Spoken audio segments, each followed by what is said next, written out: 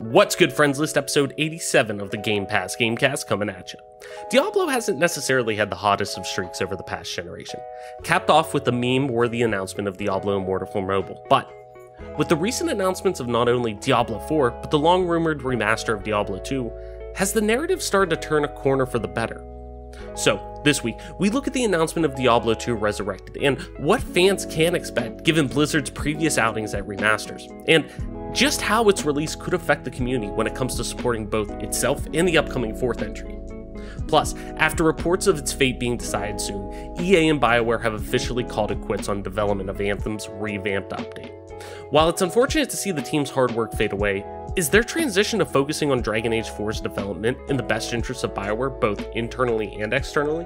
Also, Techland is the latest studio to see allegations of poor work conditions towards its staff, specifically on the development of Dying Light 2. As the games industry continues to financially grow, are we starting to see more and more egos get in the way of proper management in general? All of this, and much more on the newest jam-packed episode of the Gamecast.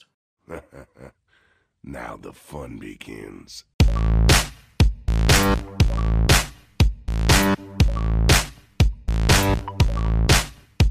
Richard. Stop! You violated the law.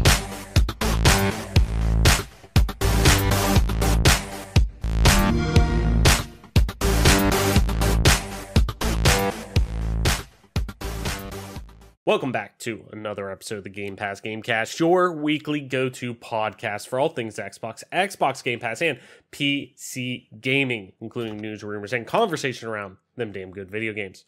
You can catch new episodes of the show when they drop each and every Friday morning on YouTube, Apple Podcasts, Google Podcasts, Spotify, SoundCloud, and all other major podcast services. So be sure to subscribe to us, rate us, review us, all that jazz I tell you every week in the rigmarole that I do, and follow us on Twitter at GPGC Podcast. Stay up to date with everything regarding the show, video games like, and our dope giveaways.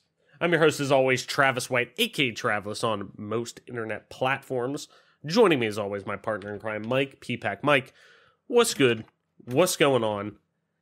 And what's been the gaming mood of Mike for the past week? What's is Valheim still, keeping up steam with what you're wanting to do? Where are you standing? What have you been playing? What have you been doing? Catch me up to date with your gaming escapades of the past week. Yeah, pretty much. We've been playing a lot of Valheim, obviously. I've been playing some... I've still been playing like Halo and stuff like that, which has been a lot of fun. But I've most recently been playing, like, as of today and yesterday, I've been playing a lot of Counter-Strike. My game just wasn't where I wanted it to be for like the league season or whatever, so I've been playing a lot, trying to get back into shape, and I have been getting back into form. And I completely forgot that, like, when you reinstall an operating system and everything, that it defaults to have mouse acceleration on through Windows, and I forgot that you're supposed to go into the Windows settings and uncheck the precision pointer box settings, and I've been telling people to click it. I've had mine clicked because I thought that's what turned it off. Because I was like having a sensitivity crisis, because it was too slow, and then I'd flick it, and then it would like zoom, and I was like trying to figure it out, figure out what the hell was going on. And then here, I come to find out that I just had the wrong setting on. So I've been playing with mouse acceleration for the past like month or so since I started playing again a little bit.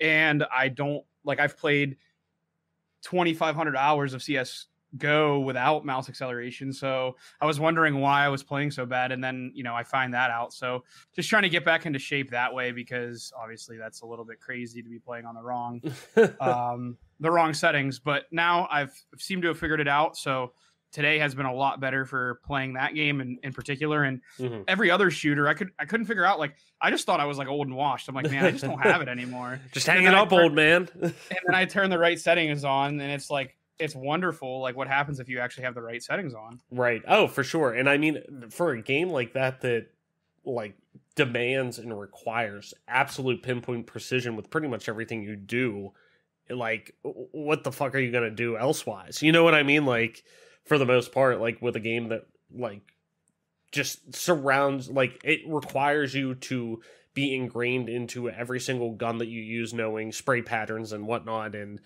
being able to flick on a dime to be able to either, you know, if you're opping or if you're just using an AK for your one taps and getting shots and whatnot, like it requires just such pinpoint reaction and precision. And especially if you're having something like mouse acceleration fuck up, like that just completely, that the wheels just fucking fall off at that point. But that's great to hear. I've been wanting to play more Counter-Strike, actually. Like, it's sitting there, and I'm like, I know... Counter-Strike's one of those things that it's like, if I go into it, though, and start playing it, like, it's... There's, like, 30 hours of my week, at least, to Counter-Strike. Like, no other game will be played, probably, in that point, because no other game... I mean, Valorant, obviously, tries to, you know, enter that space of a tactical round-based shooter like that, but it's still nothing truly...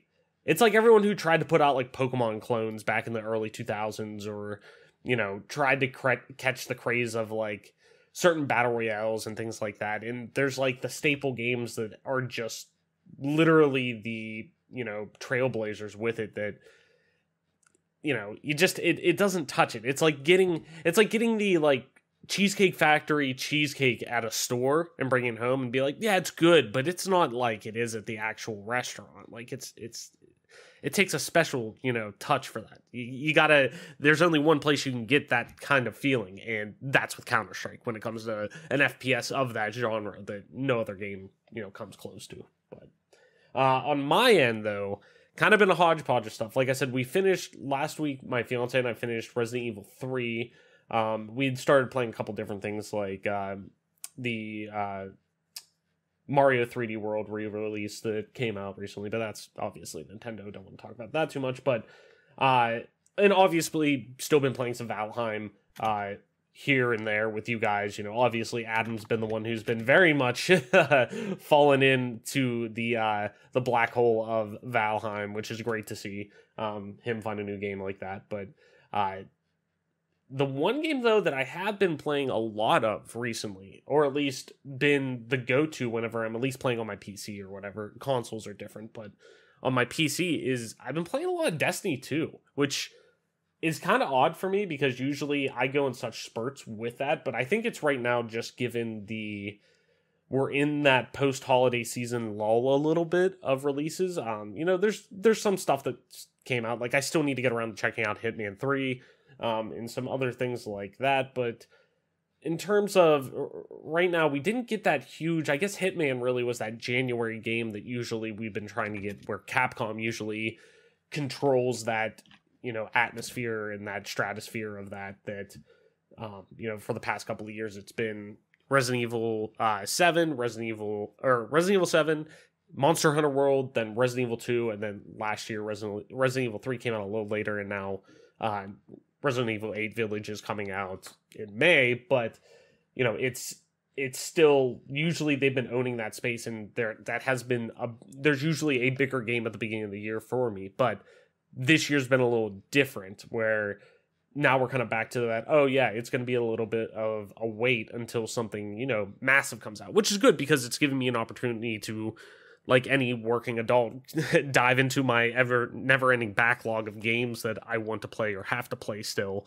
You know, so it's been great to go back and play those games, like, you know, replay a Resident Evil 7, go back and actually finish the Half-Life 2 episodes that I never have before. So, like, it's things like that. But Destiny really has kind of, I don't know if it was my mind saying, okay, like, I can actually sit down, there's new content with the game right now, you know, pick up the season pass for $15 to be able to go through, run up your new thing on there. But, you know, it's been one of those things that, like, for some reason my brain just was like, yeah, that's what I want to do. Get in there, make a new character. I'm leveling up a warlock right now. I still have a little bit. I think I'm like level like 1225, something like that. And I think soft cap's around like 1300 something. So, like, you know, a little over halfway there, because the level floor right now is 1100. So, but I've been having a stellar time with that. Specifically, I've been having a stellar time with the Gambit mode, which came with Forsaken a couple years ago.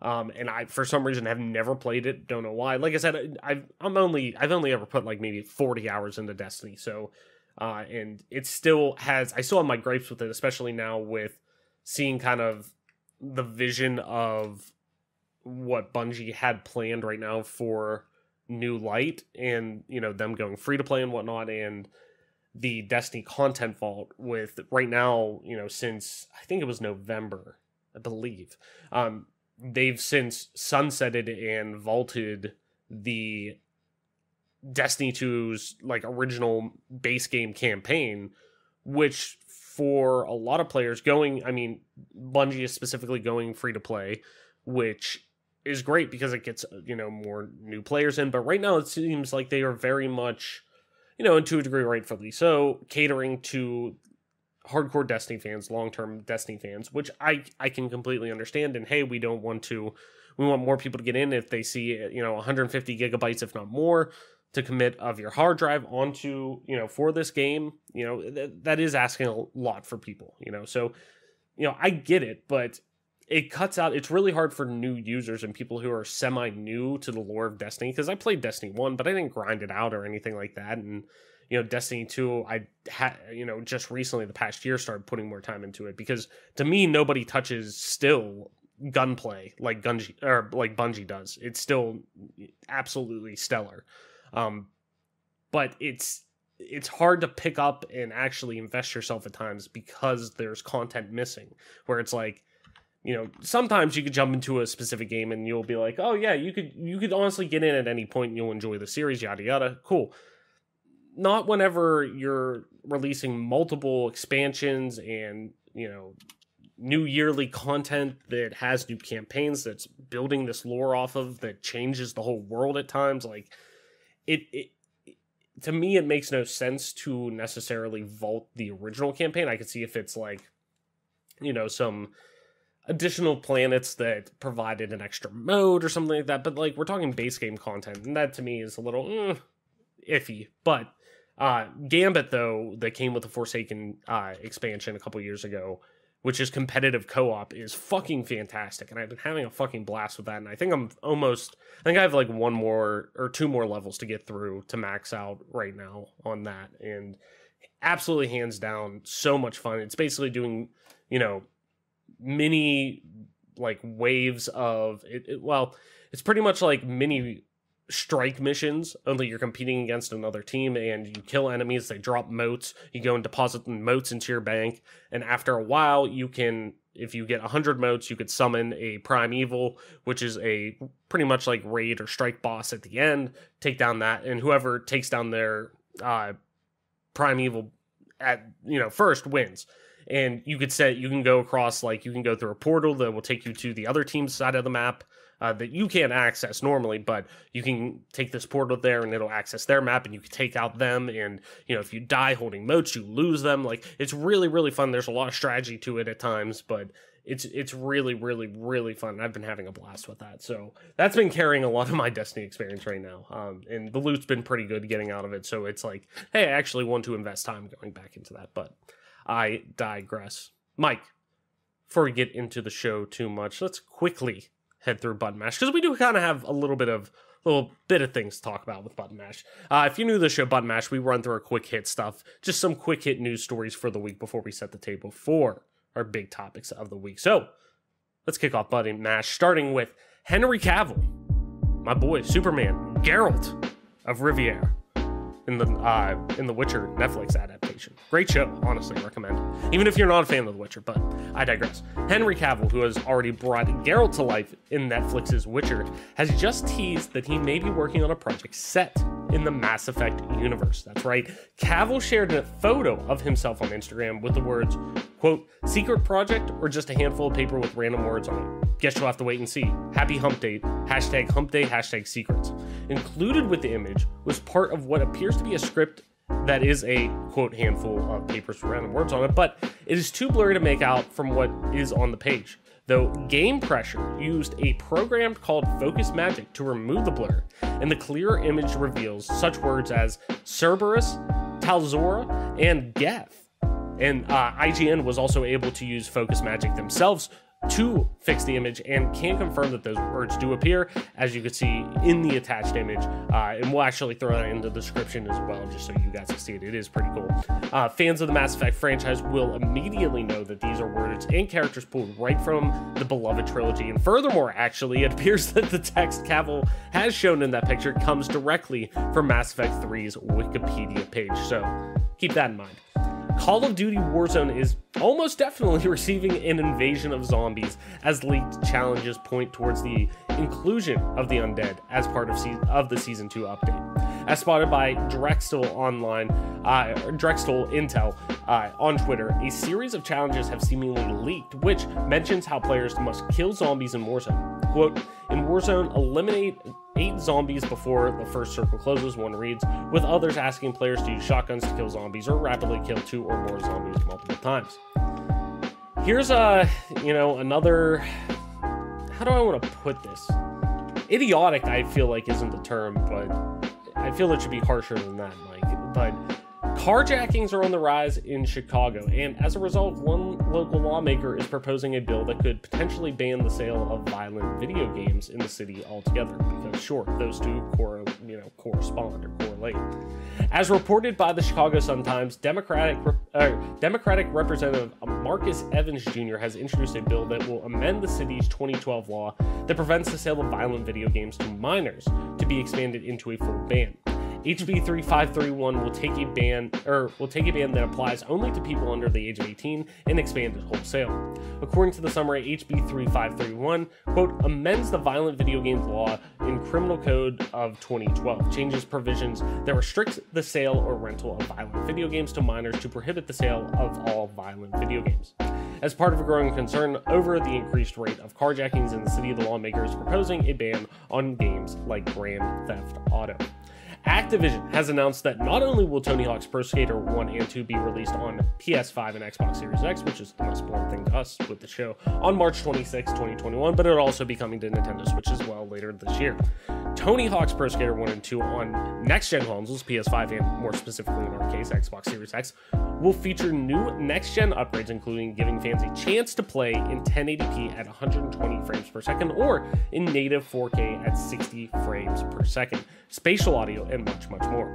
Quote, high-fidelity atmospherics have also been added to these new revisions, and it will, quote, allow players to enjoy the experience of sharper dynamic shadows, reflections, and lens flares, as well as enhanced skater textures and more on the next-gen consoles, because I really want to be able to see all of the wrinkles a 50-plus-year-old Tony Hawk has now. That's what really I want to spend the extra $10. Because yes, digital players will be able to upgrade to the cross-gen deluxe bundle for an additional $10, because Activision just can't give you the upgrade, while those who have already owned the digital deluxe version of Tony Hawk's Pro Skater 1 and 2 will be able to upgrade for free unless you live in Japan for some fucking reason.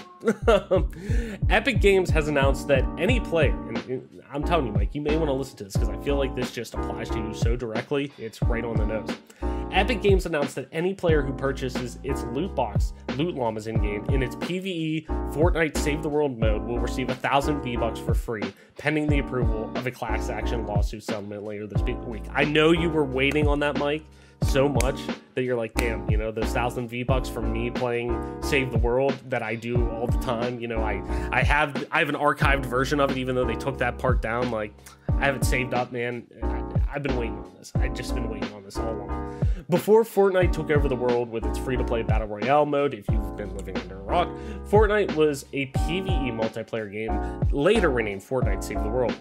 While Fortnite Battle Royale never added random loot boxes, opting instead for a battle pass system, Save the World's sold optional loot llama blind boxes until 2019, when the system was phased out of the mode. But in response to a pending class action lawsuit, Epic announced that anyone who ever purchased a loot llama will receive 1,000 V-Bucks, worth around $8. As reported by The Verge, Epic says that the 1,000 V-Bucks should be automatically added to the accounts of applicable players in the coming days.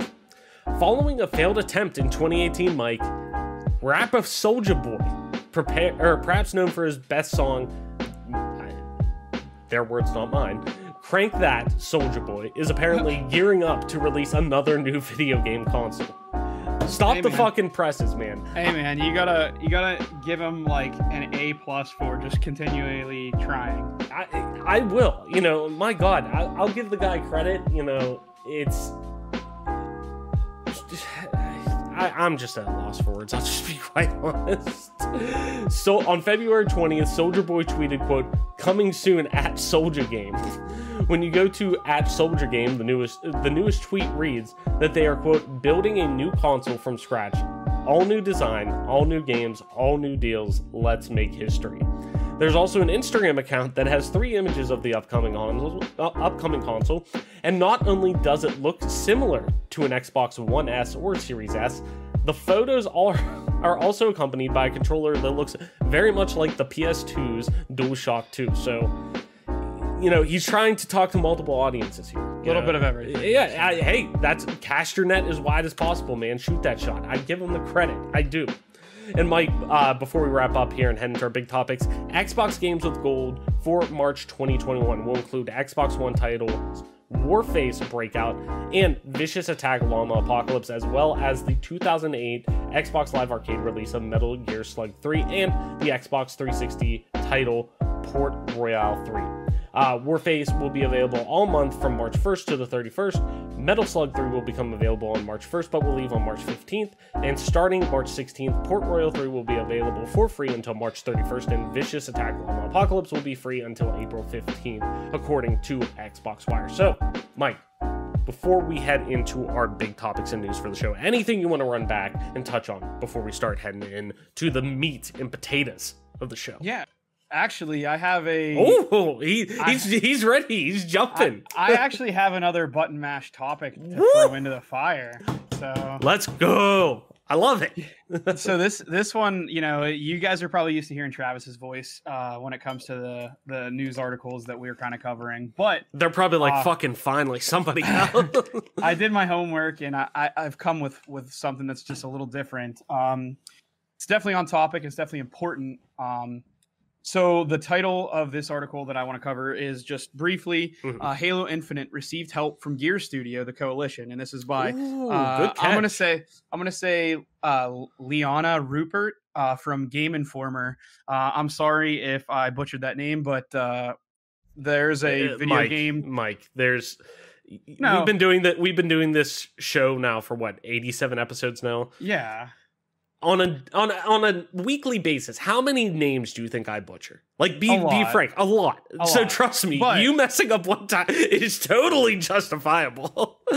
But I get what you're saying, though. Go ahead. She kind of put together a little article here, and we'll link this down in the description below, per usual. But she links a Twitter thread from a user on Twitter at BOGORAD222.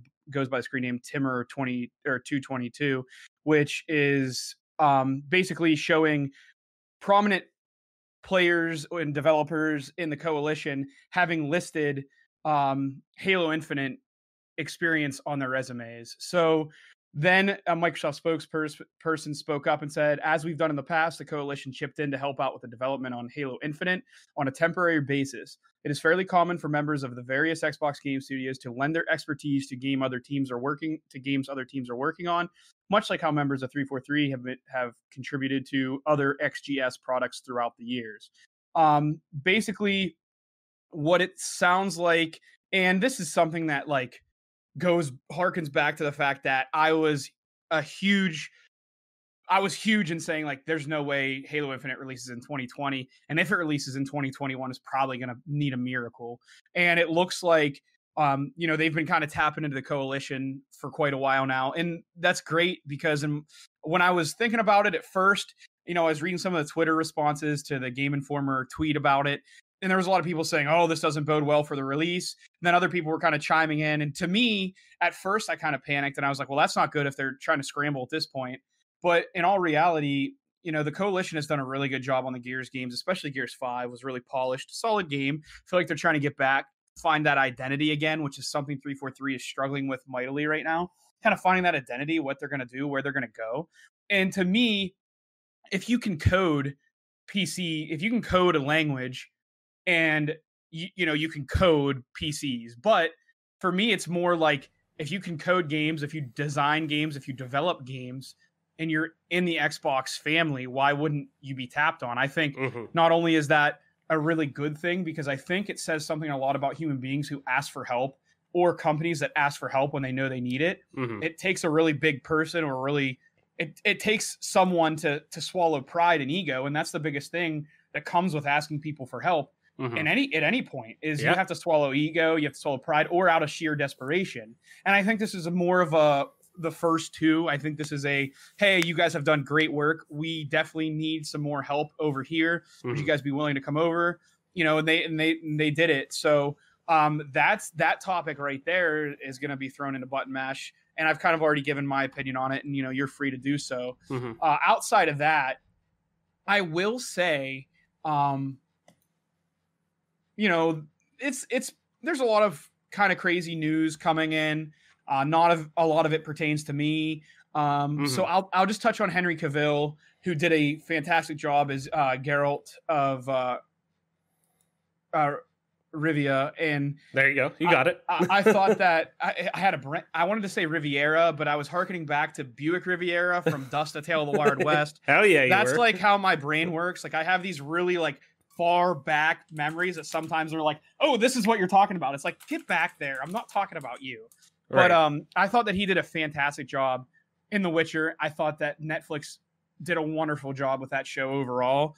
And I'm really excited to see what exactly is coming out. And it does seem like it'll be a Mass Effect show of some sort, or perhaps it's a movie. We've been waiting for the Halo show for a really long time, which looks like, I think they gave a date or a timeline of like 2022 recently on Twitter about that show. I think it's, I think they said Q1 2022 now, and it's now moving from Showtime to Paramount Plus. So yet another fucking subscription service I'm going to have to get for at least a month, I'm sure. But, it's quarter one 2022, I believe now. Yeah. And I mean, I'm pumped for that. I'm pumped for the Halo show, but also just kind of fleeting on the way out. I do want to touch on, the Democratic rep, Marcus Evans Jr. I'm sure the intentions are there. The good intention is there.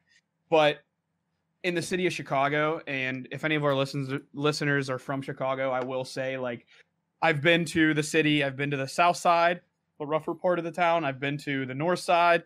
I haven't gotten to catch a game at Wrigley yet, but I have to go do that very soon. Chicago, it's a beautiful city. It has great food.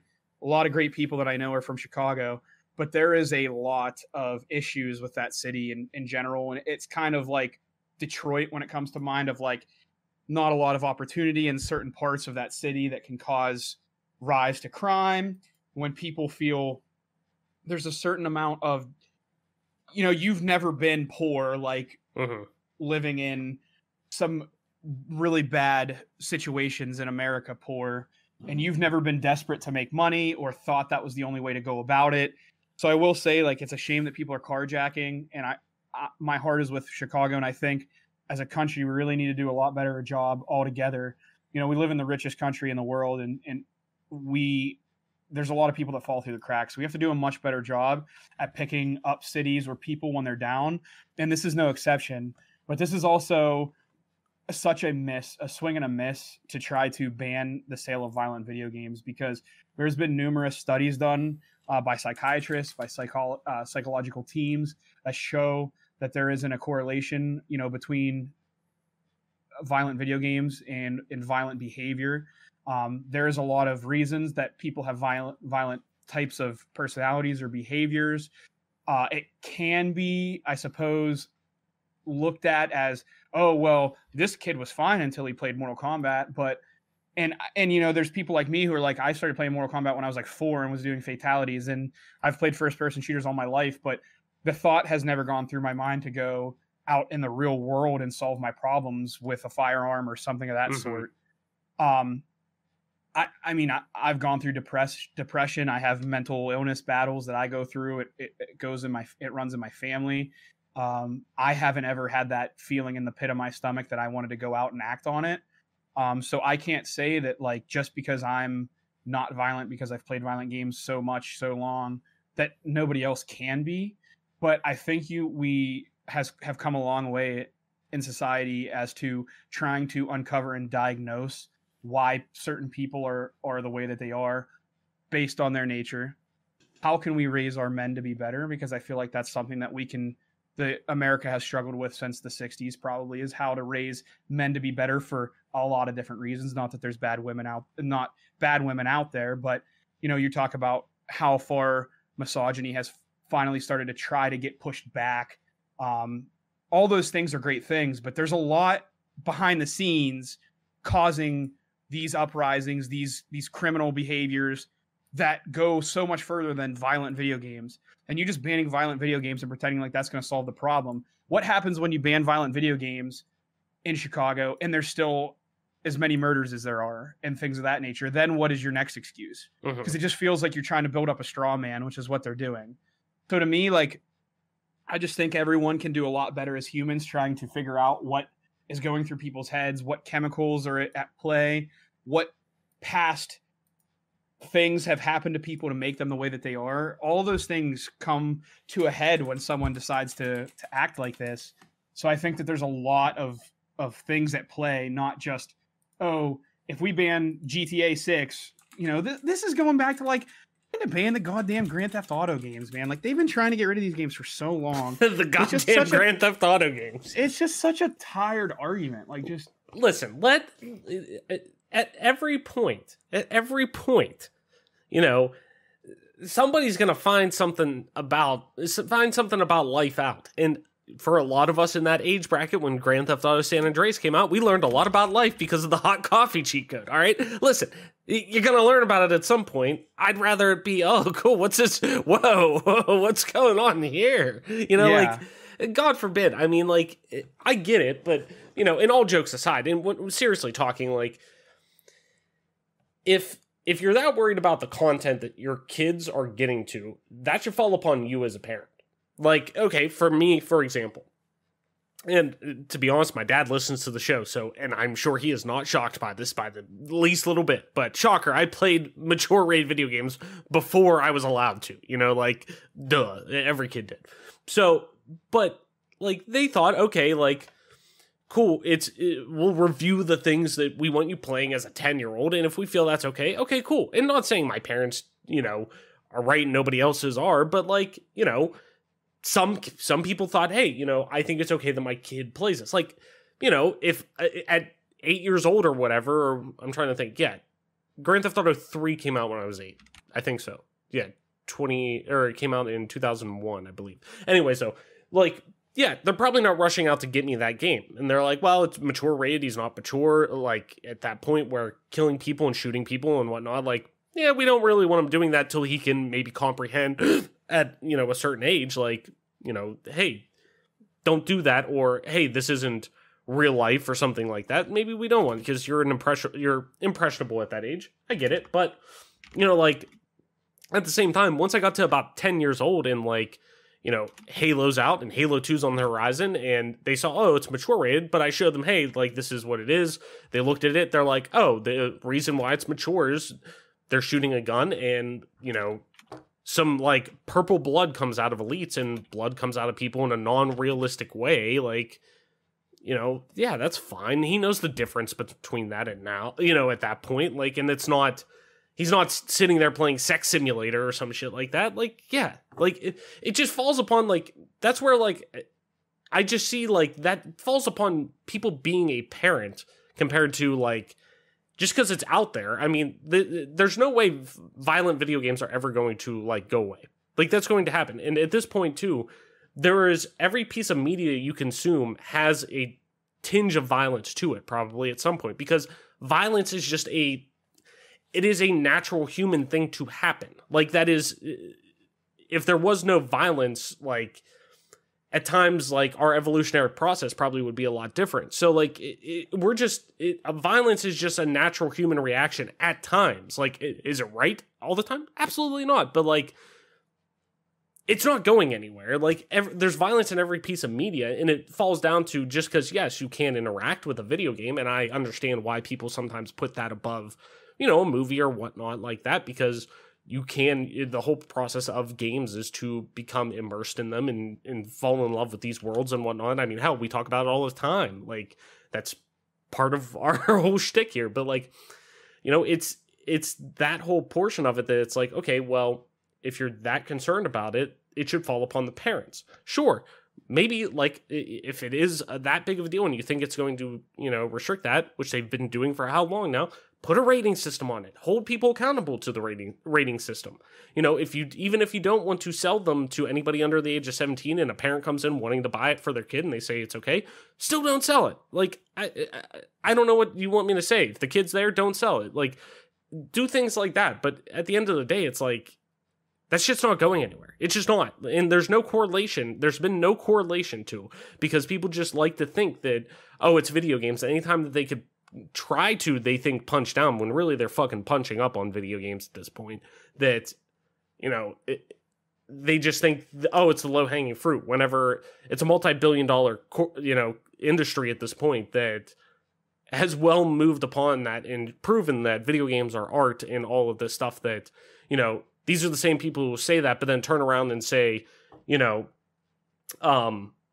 Saving Private Ryan, oh, well, that's important. It's an important movie to watch because it depicts what war is like and this and that. It's like, okay, well, should anybody really understand the brutality of war to that degree of, you know, what people see? Because most soldiers who come back don't want people to ever, you know, they want to conceal that hurt and that pain away because they don't want people to ever go through hell like that before. So, like, you know, I don't know. But I totally agree that it's like, what the fuck is the point? Like, they're punching up for no reason whenever they have no case to stand on, and it's a vicious cycle. And at this point, it is a beyond old hat at this point that there's no reason that it should be here in 2021 now. Like, we're past that. We're past, like, it should have been done and over with the Mortal Kombat case back in the fucking 90s. Like, period. It's just so bizarre to me that, like, the government will look so, as someone who is semi-involved with just like studying politics and looking into politics, like, it's just such a tired argument, and it's such a lazy way to try to get out of actually figuring out the underlying problem. Whenever you just try to blame something silly like this, all you're doing is hurting your constituents because you're really not solving the problem. You're trying to say that something that is pretty unrelated is the problem, and if we take that away, we're going to fix it. And if it doesn't fix it, it's out of my hands. It's just like, it's such a cheap way for politicians to try to show, like, puff out their chest and show that they're doing something. There's plenty of other ways that we can tell that what you're doing or what you're trying to do. And we would really appreciate it as Americans if you would actually just do your job. Right. Like, yeah.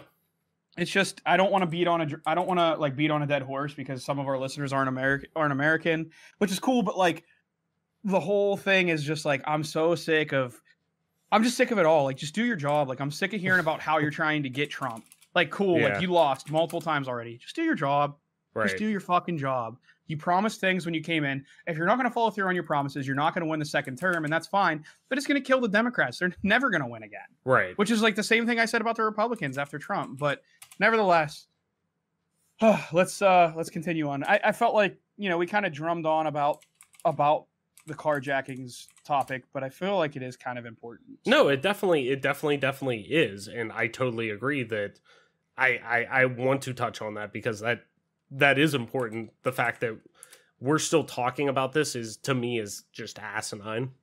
Like, not us, this conversation, but like violent video games in general. Just it blows my mind that people are trying to still die on that hill, but whatever. Mike, let's kick into our big topics, and let's kick into some really fucking positive news for you. I know you're going to be really positive seeing the first topic on here, but, or at least the thought of finally seeing this project come to realization. Of course, we're talking about the Diablo 2 Resurrected Edition, the remaster of Diablo 2 that's been rumored for so long, was finally announced for PC, PS5, Xbox Series X, PS4, Xbox One, and Nintendo Switch.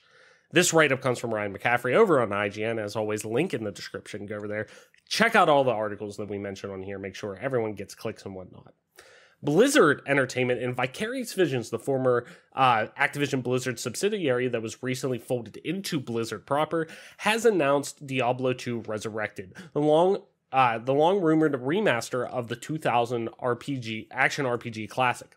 It's due out in 2021 for PC, PS5, Xbox Series X, PS4, Xbox One, and Nintendo Switch. Resurrected will include all content from the Lord of Destruction expansion pack, including the Assassin and Druid player classes.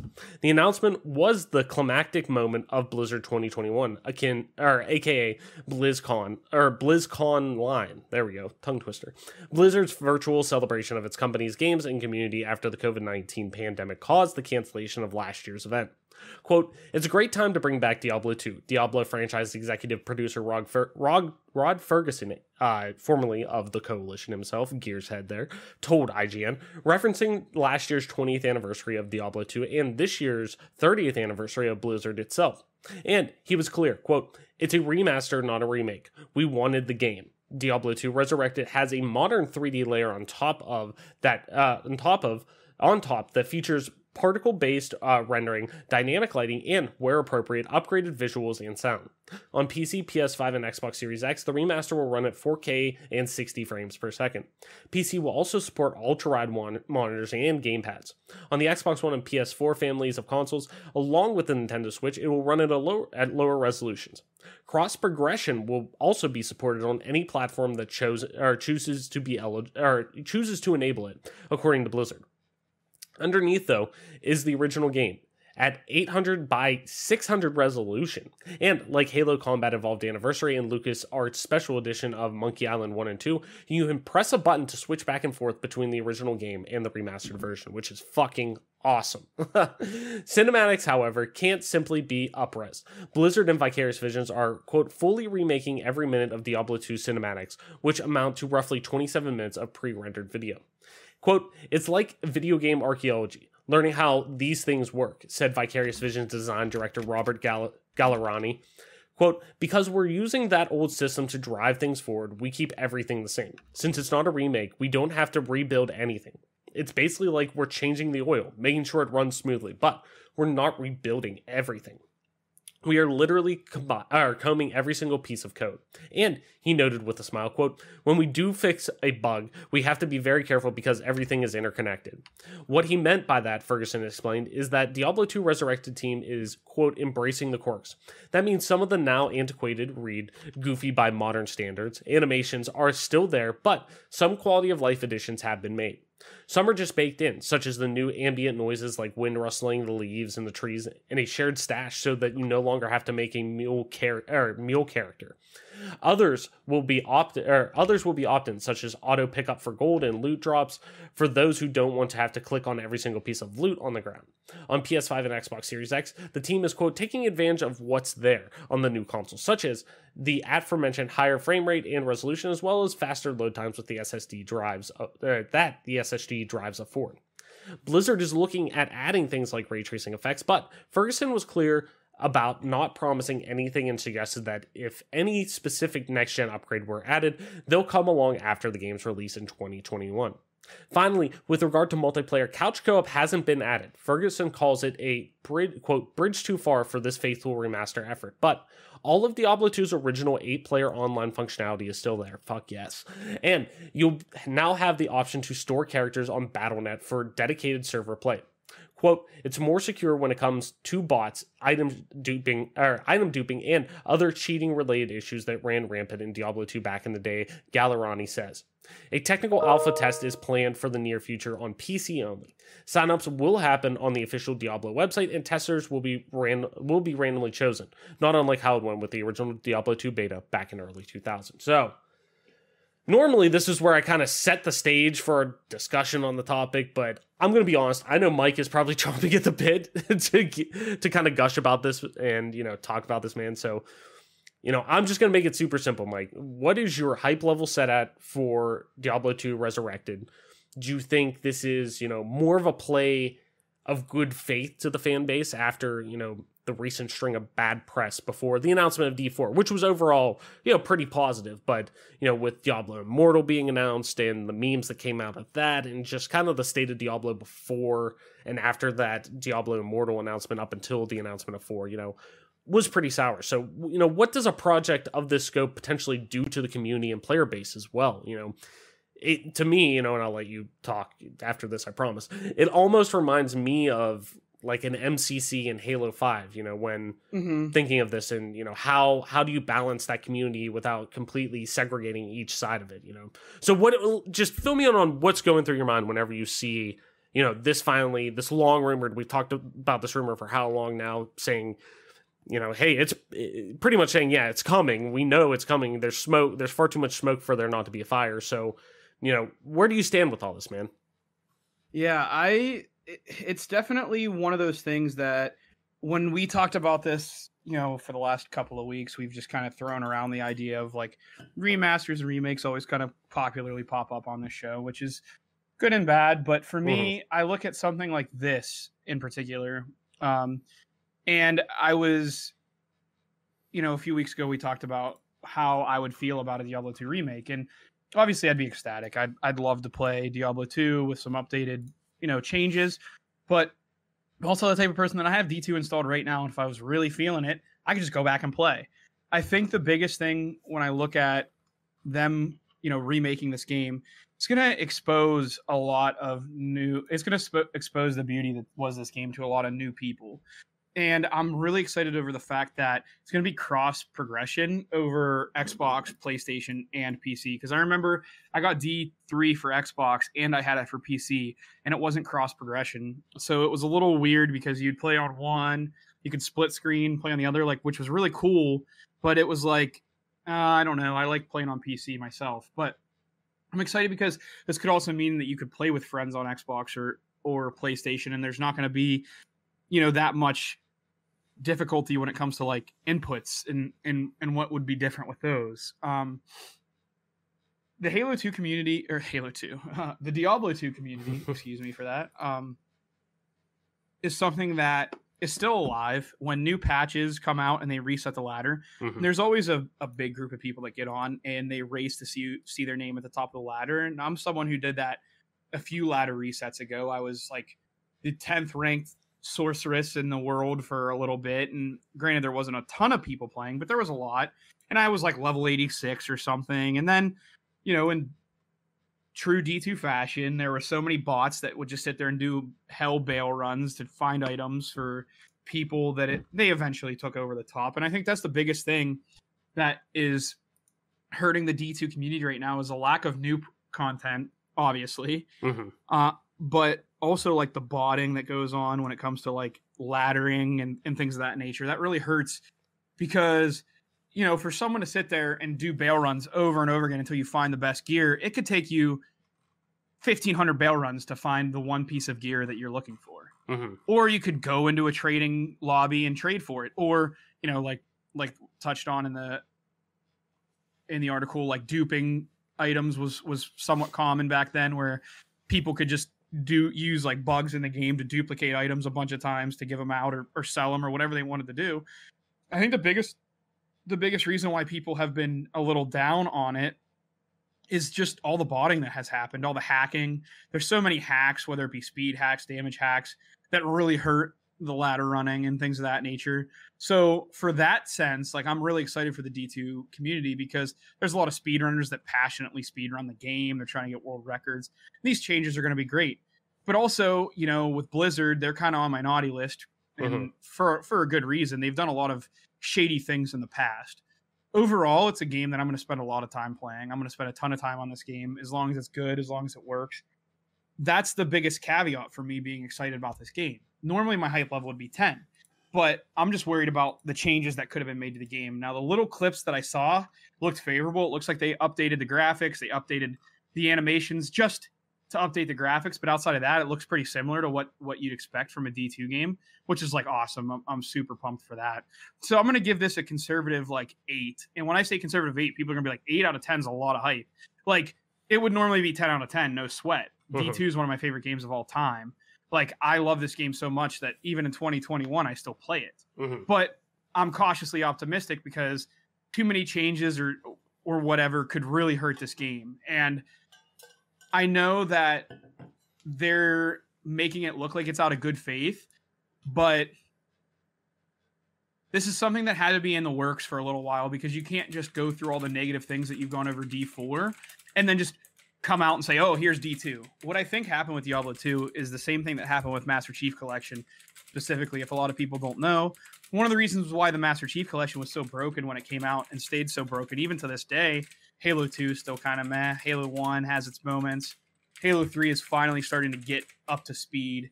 Is the further away that games have been since Common Day, the harder it is for them. Like, they can't just port games over. That's not how that works for some of those older games.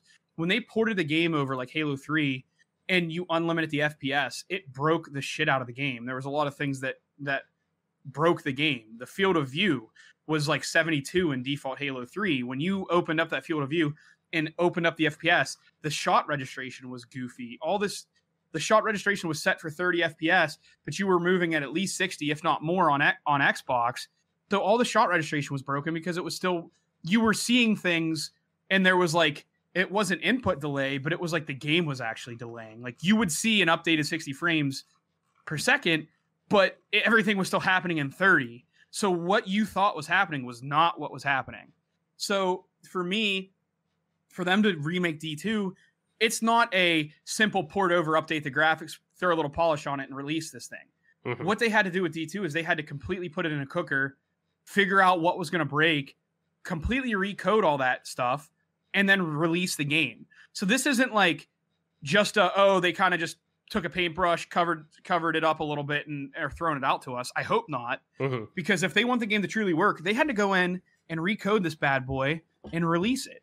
So if that's the case, and the game comes out and is great, Blizzard's going to be off my naughty list. But the debauchery that I've witnessed and experienced with with Warcraft 3 remastered, when people have been clamoring for a Warcraft game, please give us a Warcraft game. Then they say, okay, well, we'll remaster 3 because everyone loved that. Great. Perfect. Like, let's play that. And then it was terrible. And that's the thing, is like, you lose too much of a game when you want to have your own little spin on things. If you're going to remaster a game, a true remaster, or, you know, we've talked about the difference between remaster and remakes, right? Right. And if you actually want to remaster a game, that's great. But the gameplay has to be pretty much the exact same game that it was. But when you remaster it, that means that you're touching everything up and making it more modern and work better. If you're remaking a game, that's great. Remake the game. But that means that there's going to be a lot of differences and a lot of gameplay differences. And I think dev studios get caught up with that. Like, they say, oh, it's a remaster. Or is it a remake? Well, then they say it's a remaster and it's really a remake. And it's just frustrating because you're like, I mean, thanks, but no thanks, because I play this for the nostalgia of what used to be. And if it's not going to be that way, I don't want to play it. You know what I mean? No, definitely. And, you know, maybe me as a, you know, more casual Diablo fan, somebody who has played all 3 games, absolutely love all of them, have fond memory. One of my earliest memories I have of playing Diablo was playing the original Diablo, the shareware version of that game, until my cousin burnt me a copy of it. And this was back in the day whenever Blizzard still wasn't doing the CD keys, so you could just go in there and like burn copies of games and whatnot. And I remember, because my parents wouldn't buy me that game. I mean, I think, Diablo 1 came out in, 96, 7, something like that? I think so. Diablo 1. So 97, yeah. Yeah, 97. So, Diablo comes out in 97. So I probably played it around 98, something like that, and remember playing it on our Windows 98 computer, like back in the day, playing the shareware version of that, and like playing online and running into people, and like thinking that was so cool, like, and being hooked kind of to the thought of Diablo at that point, and, you know, playing them for so long that, you know, I it's kind of like Halo. Like, I play Halo. I played it competitively, at least in terms of, like, you know, competitive playlists and things like that, but never truly investing time into a competitive edge with it. I just like playing it, and will play competitively, but not at a high level or anything like that. But, you know, in Diablo's kind of the same, where I just love the lore that's baked into it. I love the ability. And the biggest thing to me with this whole, which has me so hyped about it, is it was one of the reasons why I personally was so high on MCC whenever it was, first announced. And I know you were too, but obviously, they had a lot of back end things like server issues and whatnot and how the game was being supported. But the actual versions of the game that were, which I think was important to now where people stand with MCC and why the experiment of MCC ended up now working very well, or at least, on a larger consumer scale, is that they stayed true to the titles. And like you've been talking about, it's finding that balance of, we talk about a remaster and a remake, what's the difference? What's, better for this, what's better? A remake may be best for one title where a remaster may work better than fully remaking a game, and that's where I think it's important to have a remaster like this for Diablo 2, where it is akin to MCC, where people loved the style of these games and the mechanics of these games and the way they played, the engines they were built on. There's the hardware and the tool set that is provided, or the software, I should say, in the tool set that these games are designed with will produce a specific experience where if you try that, hey, we're going to take that and kind of, shove a square peg into a circle hole type of thing into a newer engine and, just kind of replicate it, that sometimes doesn't work. And that sometimes creates kind of like a house of cards where, to me, it makes me ecstatic seeing, hey, we're doing just like we did just like 343 did with MCC, and we're providing you with pretty much the original source code of this game for what we're building it on. Yes, we're going to add, updated visuals and different things like that, bring it, make it available in a modern sense, because right now it is kind of, not that it's hard to play Diablo 2, but it's not as, front-facing as every other Blizzard game that is on the launcher. It's not even on the launcher. You have to go to actually go to the website, Blizzard's website, and actually go through and download it manually to get on. And now this, to me, doing all these different amenities just opens up the door to more people playing Diablo, which is great because Diablo is a franchise that I love dearly, you love dearly, specifically Diablo 2.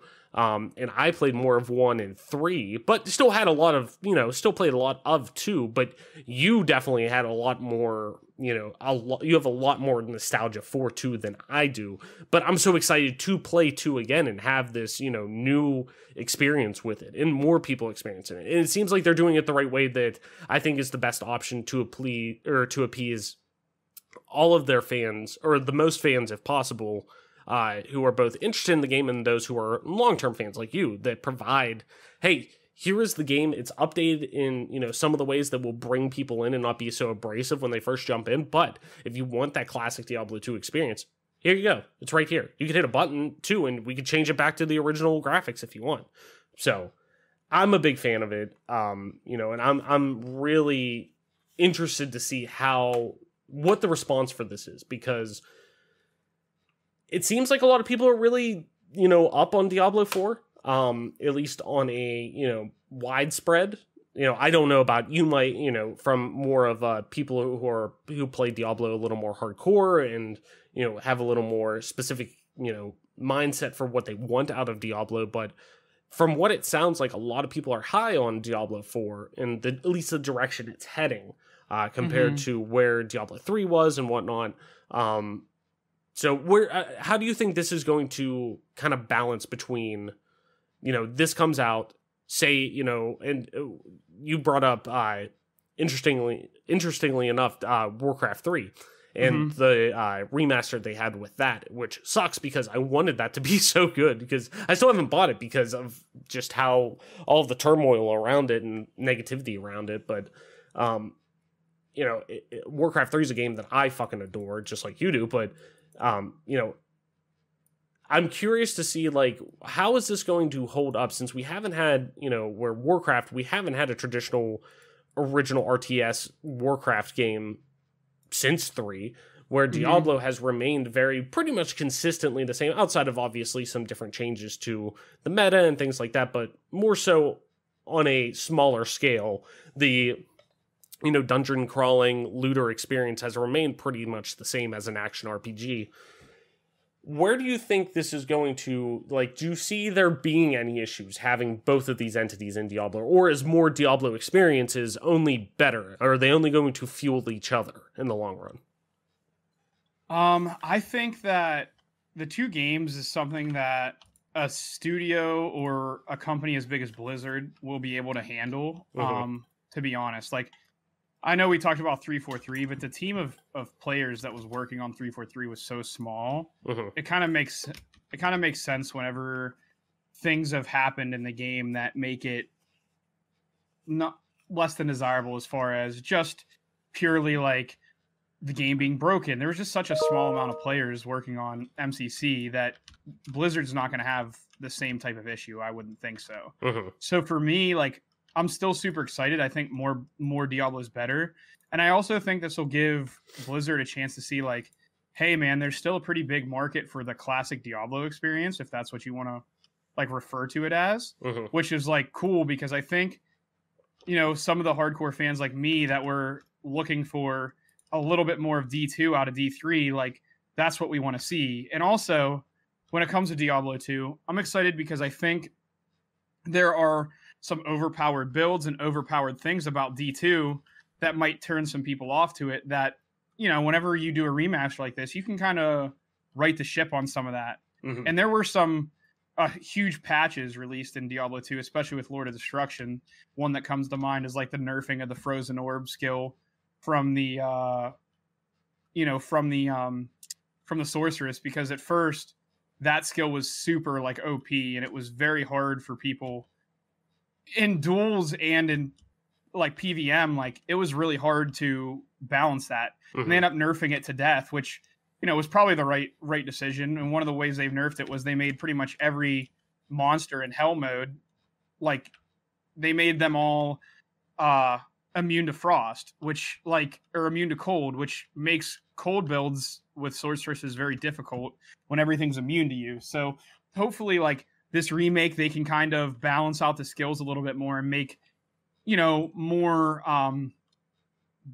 different builds, more builds a little more feasible than D2, because D2, it's pretty much like your first build of the season needs to be a sorceress, because you need to be able to clear and magic find easily. The sorceresses are the easiest to magic find with, because you have teleport, you have very high damage output, and you can do runs by yourself pretty easily, because other builds like Hammerdins and things of that nature, great builds, and Hammerdin puts out the most damage, which is like the Blessed Hammer Paladin.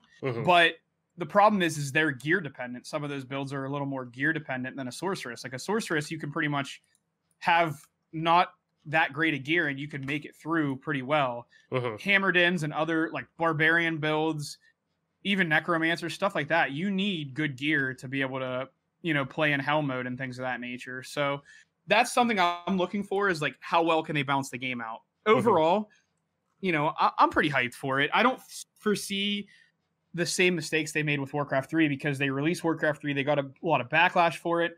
A lot of people made their voices heard about that, and you know, Warcraft 3 has come a little bit of a way. They've been updating it, trying to fix it. So I foresee like D2 probably being a lot better of a release than Warcraft 3, because I think with Warcraft 3 they released like a pretty crappy version of it, because it didn't have some of the matchmaking and things that people were used to and looking for. And it's like, if you're going to release a game, why aren't you releasing it in its best state? Like, having fixed teams, having good matchmaking. They just kind of like gun Warcraft 3 out and then threw it out there and were like, here you go. And that's what, you know, left a lot of people with a bad taste in their mouth about Warcraft 3. And I just don't see them making the same mistake twice. So it's kind of nice. Like, even though Warcraft 3 is not very good, and I would have loved for it to be a lot better, it is nice that, you know, they're coming out with D2 after that like horrible release that that Warcraft 3 was. No, definitely. And, you know, at the end of the day, I agree. I definitely think that we're going to see a much better reaction to this than, and obviously anything can happen, but, you know,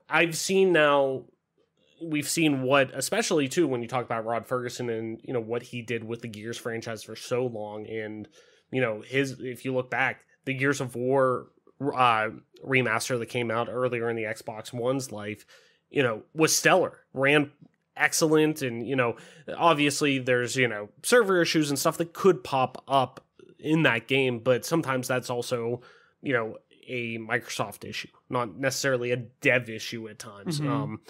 So that's a little different. It's one thing whenever we're talking about, we're looking at, independent studios like Bungie or something like that. That's a little different where everything falls under one. But when we're talking about a big studio like Microsoft, and two, now looking at Blizzard and Activision are two just absolutely enormous entities that it's like, that's completely different in my eyes. But, seeing how well they worked on that project and seeing how well that was done overall, I fully think that we're going to see something special with this. But Mike, let's head into our next topic. Anthem. We talked about it, I believe, last week before, in Button Mash on it's Anthem Next. What do I want to call that? It's, resurgence or, it's resurrection project that was getting, re-release almost, redefining what the Anthem experience was. EA's been working on that. It has been canceled at BioWare. This comes from Michael McWhirter over on Polygon, as always, link in the description. BioWare and publisher Electronic Arts are giving up on Anthem. The planned overhaul of the 2019 game, referred to as Anthem Next or Anthem 2.0, is coming to an end. BioWare said in an update on its status on Anthem. The studio will continue to run its current services live for Anthem, though. Quote, in the spirit of transparency and closure, we want to share that we've made the difficult decision to stop our new development work on Anthem, aka Anthem Next, BioWare executive producer Christian Daly said in a blog post on BioWare's blog. Quote, we will, however, continue to keep the Anthem live service running as it exists today. Daly noted that the COVID-19 pandemic and work from home orders, quote, had an impact on our productivity. Quote, I know this will be disappointing to the community of Anthem players who have been excited to see the improvements we've been working on, Daly said. It's also disappointing for the team who have been doing brilliant work. And for me personally, Anthem is what brought me to BioWare. And the last 2 years have been some of the most challenging and rewarding experiences of my career. Game development is hard. Decisions like these are not easy. Moving forward, we need to laser focus our efforts as a studio and strengthen the next Dragon Age and Mass Effect titles while continuing to provide quality updates to Star Wars: The Old Republic. BioWare announced in February 2020, a year after Anthem launched, to a tepid response from fans and critics that it planned to redesign the game. The goal in overhauling Anthem was to, quote, reinvent the core gameplay loop, said then BioWare General Manager Casey Hudson. Hudson has since left BioWare. Quote, we recognize that there is still some fundamental work to be done to bring the full potential of the experience, and it will require a more substantial reinvention than an update or expansion, Hudson said last year. He explained that BioWare was pausing seasonal updates to Anthem to focus on a longer-term redesign of the experience, specifically working to reinvent the core gameplay loop with clear goals, motivating challenges, and progression with meaningful rewards, while preserving the fun of flying and fighting in a vast science fantasy setting. BioWare released a handful of public-facing statuses updating on Anthem in the Anthem subsequent months. BioWare Austin studio director Christian Daly told players that the Anthem team would be, quote, a longer process as it went back to the drawing board. Daly posted 2 gameplay updates, one focusing on loot and equipment goals, and one focusing on Javelin builds. Daly has since gone on to become the executive producer on the Dragon Age series, replacing Mark Dara, who left BioWare in December. So, Anthem is such a weird game to place my finger on how I feel about it. And, granted, I never played the full version of the game. I only played the beta and the demo that was available. On one hand, I always, even going into that, I feel guilty because I never gave it a fair shake. I always had this kind of, sickening feeling with it that, due to how much I didn't want it to be a thing, really. I was hungry for another stellar BioWare traditional single-player RPG, not some live service project that clearly was EA motivated. It was more EA than BioWare, and that's how I always kind of just felt intrinsically tied to that game. That you saw the EA you saw the EA push from that game compared to something of a traditional BioWare project. And, you know, I knew this game would distance them more in one ways than achieving what a great traditional BioWare RPG could be. On the other hand, though, it's BioWare. And if anyone could build a world that I legitimately would want to invest time into, both from a narrative standpoint, lore, immersion, progression, everything like that, it's them. So, Mike, I gotta ask, did we need an Anthem next? Is this, you know, potentially the best long-term play for BioWare as a studio for what they want to do when it comes to providing their fan base with the best possible products? Or, you know, did the IP deserve one more run at potentially seeing what it could land? You know, if it could land that balance between, you know, that all live service titles are looking for when it comes to content and the meaningfulness of that and progression and whatnot. And it's actually important to keep in mind, this is kind of breaking as we're recording. Jason Schreier over on Kotaku has gotten some news out of the whole, you know, BioWare an Anthem issue that has come up, or the report that's come up. He says, time for some news that is going to make BioWare fans happy. Following the success of Jedi Fallen Order and the failure of Anthem, EA has allowed BioWare to make the next Dragon Age a single-player RPG. Previously, it was planned as a service game. So keeping that in mind, Mike, what do we need another Anthem? And like I said, is this the best potential move for BioWare now that we're seeing something like this that so many fans are reacting positively to at the same time? You know, what do you think?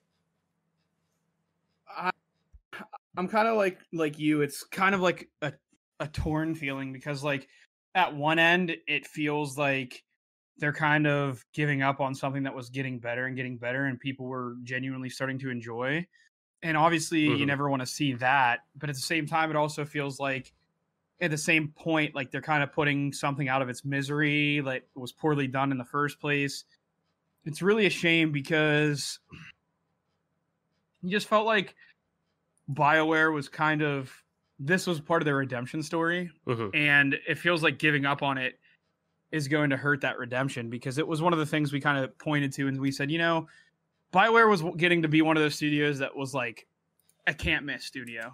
And now all of a sudden it feels like they miss constantly. And this is another miss to them. But again, with the rumors and everything, and basically the confirmation that they're coming out with the new Mass Effect, like the trilogy remastered, I could see that being, you know, if they would have said that's the reason, fans would have been disappointed, because they would say, well, what's the point in doing that? Or like, what's the point in telling us you're going to fix the game and then using that as an excuse when that's been a problem the whole time? It's just weird. I don't know how to feel about it, but I will say, like, hopefully the Mass Effect games that they come out with going forward are good, and that's kind of some solace. But I do feel bad for the people that were like early purchasers of Anthem, because you spent money on a game and it was just never really in that great of a state. It was never really playable, and now they're just kind of abandoning ship, and you're kind of left stuck holding the $60 tab. You know what I mean? Right. No, definitely. I'm totally agreeing with you. You know, it's such a weird predicament that they're in, that, and it's so sad. How sad is it to think that like people are now ecstatic, and it seems like BioWare is relieved that they're now allowed to make a just standard single player experience for Dragon Age. Like a studio that has been heralded as one of the best studios to produce RPGs is now ecstatic that they can actually do that. They can actually fucking develop what their bread and butter is, and probably what a lot of people, you know, who are either just starting their career or, you know, into the early to mid part of their career, that probably got into game. Some may have gotten into game development strictly because of BioWare. Like, how sad is that? Just hearing that news come out, that it's like, oh yeah, we don't have to work on a live service title. We don't have to shoehorn in a live service title. Like, fucking A, man. Like, I don't know. It just sucks, because like there's so many great experiences that BioWare's put out, and I still believe that there's so many great experiences to come from BioWare. Hands down. Like, I keep faith in BioWare. I'm not a huge Dragon Age person. I've always wanted to get into Dragon Age. I've actually bought a lot of the games on PC in order to play them, but I love Mass Effect. It just boggles my mind that the just capitalistic system behind games now has just been ingrained into the development end of it so much that, sure, you want to, obviously, game development's a business, but realistically, the publishing end should be the more business focused at the end of the day. But the fact that it's weaseled its way in so much and ingrained into so much of the actual minutia of game development, where it affects potentially what games become, is just bonkers to me. Like, it's sad. We're seeing creativity stifled at some points. We're seeing, and some people love I just talked about how much I'm enjoying Destiny 2 right now. So, some people do love live service experiences, and there's absolutely nothing wrong with that. But we're starting to feel like almost the mid to late 2000s push of how every game that came out, whether it was just, and Uncharted always comes to mind, every major, like, traditionally single player experience, like third person action adventure narrative heavy game, they all had to have a multiplayer experience, like The Last of Us, Uncharted, things like that their multiplayer turned out okay, but like Dead Space, like things like that were like shoehorned in just because, oh, it's profitable. Like, that's what's in right now is multiplayer. We need to make sure everything has a multiplayer so it keeps people playing this game and spending more money on it. And to a degree, that's not bad, but at the same time, it's like, we're seeing a similar trend where people are just, I think, just starting to get so burnt out. Like, they're just done, man. They're just done with fucking dealing with always having something to be like, oh, this, if you're playing this game, you have to feel like this is it. This is the only game you can invest time in long term. That it's like, that's just not right. And I feel like any EA product, for the most part, has, now granted, I think there's been, with Star Wars kind of strong-arming itself and being like, no, listen, like, we're the most popular IP in the world in all of entertainment. Like, we're going to tell you what we're going to do. And, I'm glad that EA also saw the numbers of what single player games could do from a dollar standpoint with Jedi Fallen Order, and that's selling like fucking hotcakes. So it boggles my mind that we're at this point now where gaming's more popular than ever. And sure, more people are willing to game together than ever,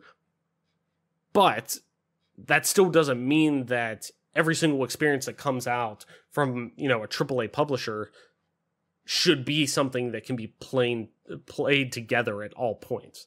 And that, because I just think you ruin it, just demolishes the creative integrity that comes with these games. And I just worry about seeing something like a Dragon Age, an RPG franchise that is so beloved and so adored by so many fans that it's like it makes me worried about the next Mass Effect. Are we going to see another Andromeda-esque experience? And granted, Andromeda has seemed to now be in a better place with fans, in 2021 compared to when it launched. But, that left a very, very, very heavy-handed punch to the Mass Effect gut for a while as a franchise. So I'm really hoping that we see, they stay true to this and what goes on and whatnot with BioWare and with Dragon Age moving forward. But to me, I mean, like I said, Anthem in general, kind of circling back to that, we see the biggest problem with live service games is a lot of them launch and they're not necessarily ready to launch. The platform's ready to launch, but the content's not there to support it. So that's why people come, or usually you see with reviews, it's, the foundation's great, but there's not a lot to do. Like the loop's very short right now because there's not a lot to do. This will be great in a year, and it's like, okay, launch it a year later. Like launch it with the content. Like and I think that was one of Anthem's biggest problems. But the content loop to begin with, just the gameplay loop of it, didn't seem that fun for a lot of people. So,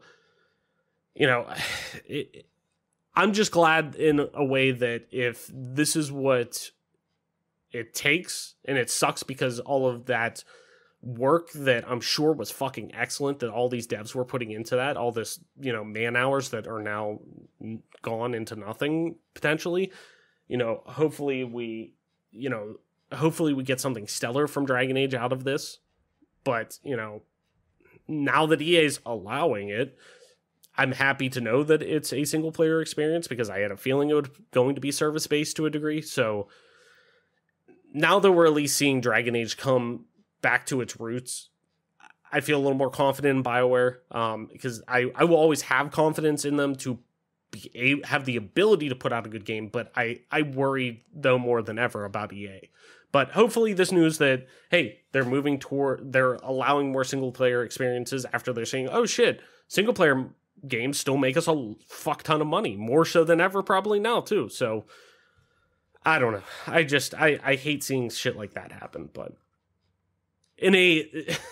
moving on, Mike, though, in a still kind of even shittier thing that we hate talking about, though, the development of Dying Light 2 has been, quote, total chaos, according to a report. This comes from Andy Chalk over on PC Gamer, as always. Link in the description. Dying Light 2 has had its share of struggles since it was announced almost 3 years ago at E3 2018. Developer Techland made some very big promises regarding the impact of individual player choice on gameplay and outcomes, which would demand multiple playthroughs for anyone who wanted to see more than half of the content it offered. But a planned release for spring 2020 was missed, and a new release date hasn't been announced yet. The game also lost its lead writer, Paul Seilinger. There we go. I thought it would be the first spelling to mess me up, but no. Who departed earlier this year after more than 20 years at the studio. A new report on Techland published by The Gamer suggests that the project may be floundering largely due to problems at the studio, particularly regarding the autocratic management style of CEO Paul Marchuka.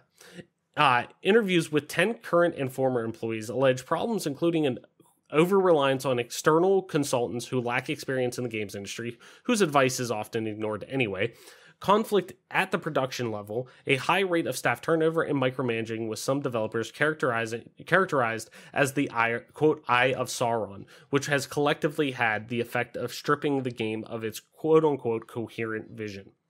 Quote, Techland has a history of hiring people from which the team had high hopes, but it ended up nothing, one source said.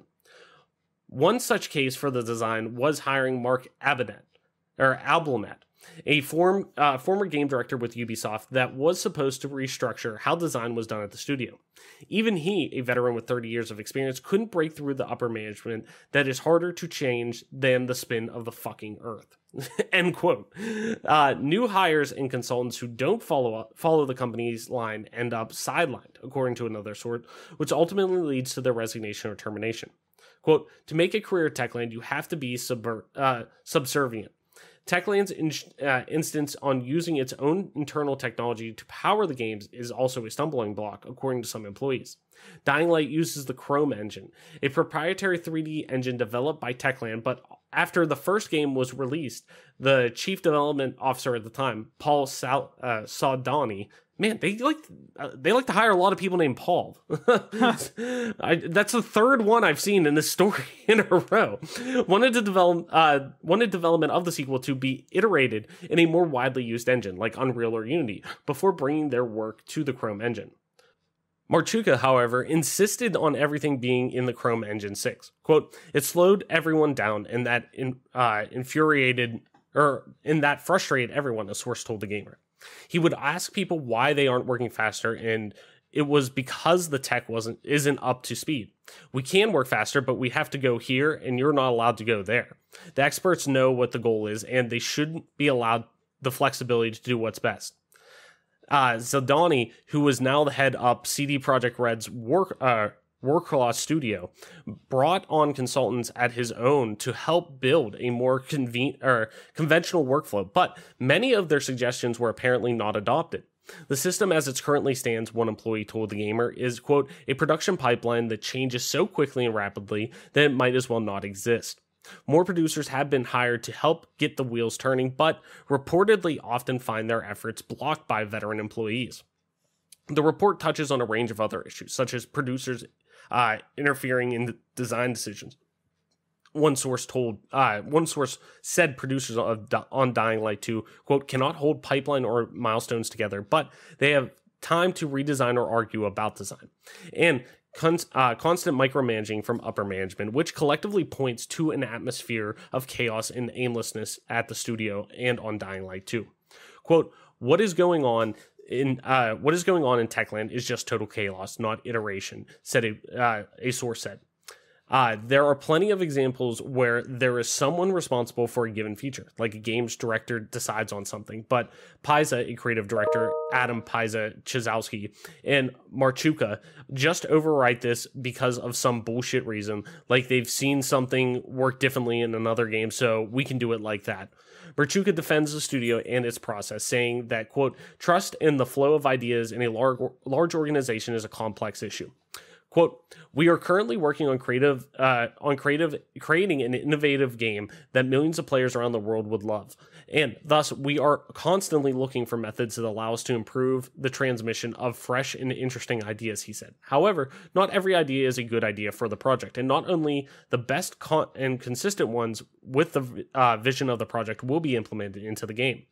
Unfortunately, there still was no sign for Dying Light 2's release date. Techland said in January, when it confirmed Sellinger's to partner, that it would quote be sharing exciting news about Dying Light 2 soon, but as of now, there's been no sign of what that news might be. So, another day, another story of poor leadership in the games industry. Unfortunately, we've talked about it numerous times at this point on workers' rights and how we support them in terms of crunch and poor working conditions, but normally when titles are in this much of a, are in a much different state than Dying Light 2 is, I guess I should say, a game that really seemed like it was pretty on track to hit its date to a degree. Obviously anything could change. Game development's very hard, yada, yada, and anything can happen. But, it's really interesting to see this project fall so from the graces that it was originally announced to be in, and a year long is, a year is a pretty long time type of thing. So, what does this say about the state of not only the game, but Techland in general and how their games will be, thought of given the context of this report moving forward, Mike? It's a pretty damning report, isn't it? It's really brutal that this information got out. And I know that certain disgruntled employees at times, they have nowhere else to turn, or former employees they have nowhere else to turn but to expose it. And I feel like sometimes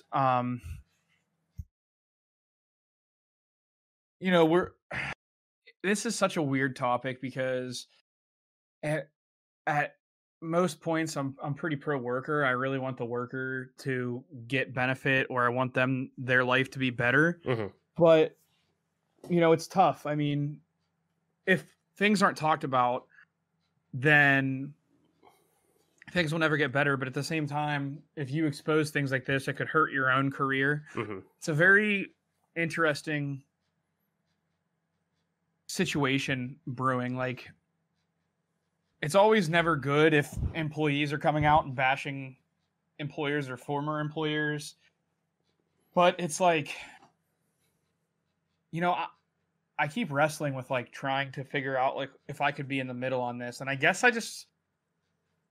if basically it's going to make the developer Techland look worse, it has to, because it's really unfavorable work conditions, and it can't be the employee's fault. I'm just trying to see if there's any way I could be on Techland's side with this, but there's really not. It just makes them look really bad. And right. I mean, because there could always be my thing is of course there's always going to be difference of opinions on how things should be done. It's never going to be cut and dry for everyone across the board. Like, there's always going to be somebody who is disgruntled with what they do because of how things are done, whether it's done the right way or the wrong way. You know, and more so my point being the right way, you know, and it's, you know, not everybody's ideals and how things should be done are going to line up, but it's when it starts getting in the way of the actual, you know, getting the job actually done, where it sounds like, hey, there are developers who are there, you know, people in the design process, the programming process, everything like that, who are saying like, yeah, we can do this, but what you're providing us with, we can't do it at the time that you're wanting it. And then being like, well, why can't you? And it's like, well, because that person probably knows a hell of a lot more about what you're asking them to do compared to you, and they're not giving you the answer you want to hear. And that's where it's like, okay, that's a Techland problem where, you know, in terms of like, that's the messaging that's coming down that, you know, I've always learned that, and I'm learning it every single day more and more, that if I don't know what I'm talking about, yeah, you want to fake it till you make it in some things, in the regard of like, you know, if you're learning on the job type of thing, yeah, you know, you got to make sure it doesn't seem like something's getting to you or whatnot. But like, you know, when we're talking about actual people like this who are experts, like, ask questions, let the people who know what they're talking about talk, let them make decisions. Like, if they know what they're talking about, let them do it. Let them bring that to the table. Like, that you got to put ego and shit aside, that it's like, if you don't know what you're talking about, cool. I don't know. Like, I'm great at doing that at work. Like, not in a sense of, oh, I don't want to do it. It's like,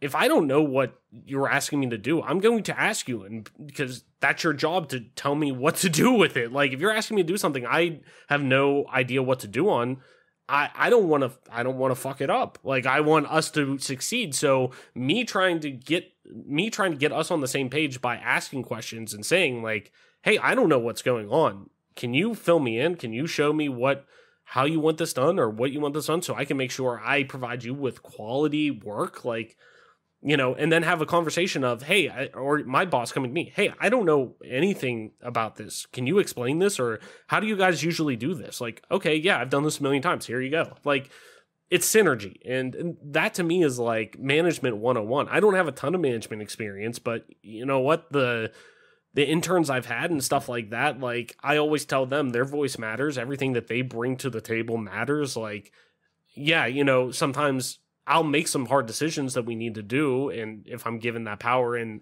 I'm told I need to do that, like, yeah, and some decisions are going to suck that it gives us more work, but, you know, it's only for the betterment of everything going on. But at the same time, too, I wouldn't make them do something that I wouldn't do myself, and I also wouldn't fucking, if they know more about me, they know more about something than I do, I'm letting them do the talking. You explain it to me. You show me what you think's best. What, you know, you have experience doing this or whatever. Like, yeah, of course.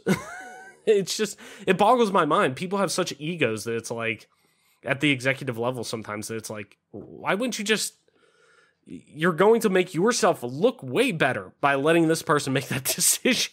Like, I don't get it. Yeah, and I think, like, we both have had bad managers to the point where you might not have a whole ton or, you know, a whole lot of management experience per se, but you definitely know what a bad manager is like.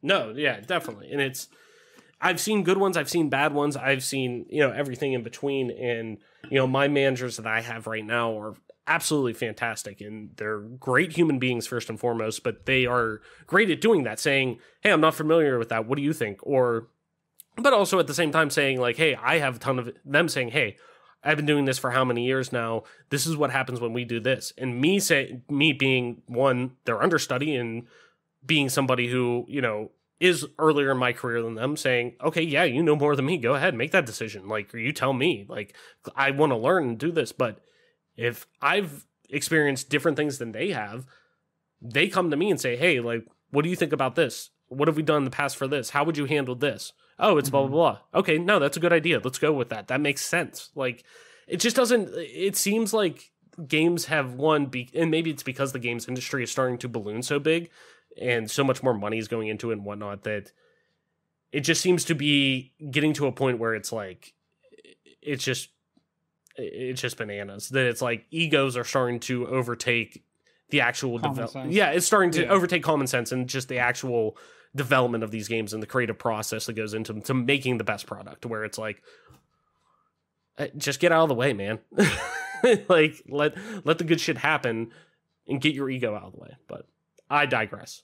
Mike, send to Party Chat before we wrap it up this week. If you're new to the show, Party Chat is where we propose one question each week at the end of the show where we want to discuss. Could be as simple as, what's your favorite story beat in a game, or what have you been playing during quarantine, or it could be a little more in-depth as to why the negative stigma around gaming exists, for example. And after answering it ourselves, we'll kick it over to you to tweet your responses to our question over on our Twitter at GPGC Podcast, or email us them in and we'll read some of the responses the following week. Last week's question: when do you think we will see Microsoft's next formal showcase of games in 2021? And Phil R says March. He emailed in saying March to help own the pre-E3 message like Nintendo likes to do sometimes. And interesting to note, Jeff Grubb did say that, a lot of us have heard and seems to be true that the acquisition with Bethesda in ZeniMax is going to be closing in March at some point. And Jeff Grubb over on GamesBeat was saying that, hey, I hear word that there is going to be some kind of Xbox showcase, quote unquote, maybe just a marketing trailer or something like that, involving some kind of marketing promotion involving that acquisition, closing that up and having Bethesda there now and being a properly owned Xbox or Microsoft proper or studio, I should say, or entity. And, a lot of people are thinking, hey, maybe we'll see Starfield there. So, that's a good thought process, Phil. I don't think that's too crazy to think. So Mike, this week's question: who do you think would win in a fight, Master Chief or Doom Guy? Somebody brought this up. I saw it was posted online at some point, and the conversation was really just kind of interesting because so many people now have been like, we need to have a crossover with Master Chief and Doom Guy now that they're under the same umbrella. But with both kind of having this like super fucking pissed off white dude energy, like, who do you think would win? Because Master Chief's like has seen, hey, we're just pushing a fucking bomb out a window or out of a fucking cargo bay into space and blowing shit up, and I'm doing that myself. To also, Doom Guy just ripping and tearing through hell demons like at all points. So who do you think would win? Master Chief, Doom Guy? Man, that's tough. I'll have to give it, it just really, there's a lot of different variables that come into play when I would like try to have this discussion or this debate. I think what I'll end up settling on is I would end up taking Master Chief for a lot of different reasons, but one of them being like, I feel like his plasma, I feel like his shield can make a huge difference in the battle. And you see how, well, I mean, I don't know. You know what? There's so many questions. You saying that, though, is an interesting caveat, because I was going to say Doom Guy, but at least in the modern meta of Doom right now, from Doom Eternal, to get certain things, and I think health, too, is the only way you get it when you're fighting people. Now you can find health like laying around the map or whatnot, but the only way to get it when in combat, I believe, is using a chainsaw to cut somebody in half. So technically Doom Guy can't regenerate like you're saying with Chief's shield.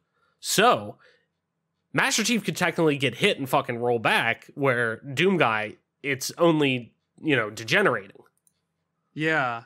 That's like I was like thinking like, obviously Master Chief has the shields, so that makes him pretty tough to kill. Then I thought about all the tools at Doom Guy's disposal, and then the discussion becomes like, Doom Guy has some pretty good movement, and that could, make or break it. But also, there's just so many like if, ands, or buts about it. But I think I would wound up settling on Chief solely for the fact that like, it basically comes down to his shields. Like the fact that he has regenerating shields that he can, bait Doom Guy out, make him use some of his ability, or make him use some of his weapons.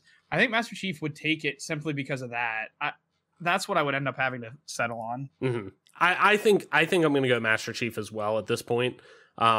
Just for the sole fact of what I brought up, that he's able to regenerate. I don't think Doom Guy can. But at the same time, Doom Guy has been like fucking like brought back to life multiple times at this point. So all I know is I would pay top dollar to see that fight. That'd be pretty sweet. But yeah, it's one of those like sitting around drinking a couple of beers at the bar and just bringing up, all right, who the fuck would win in a fight? Like, so anyways, but Mike, I think that's going to do it for our episode this week. Why don't you tell people where they can find you on the interwebs? Talk about all this nerdy shit that we talk about, including Master Chief versus Doom Guy.